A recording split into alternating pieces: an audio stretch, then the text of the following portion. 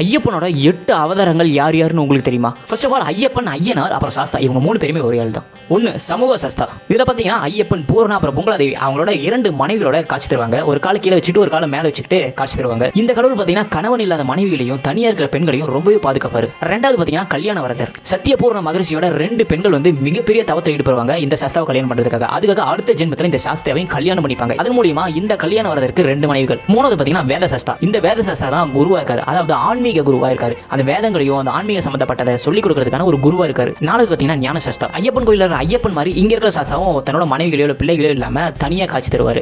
அதுதான் ஞான சாஸ்தா. அஞ்சாவது பார்த்தீங்கன்னா தர்ம சாஸ்தா. யாரும் உங்களுக்கு நல்லாவே தெரியும், அதுதான் சபரிமலை மேலே இருக்கிற அந்த ஐயப்பன். ஆறாவது பார்த்தீங்கன்னா மகா சாஸ்தா.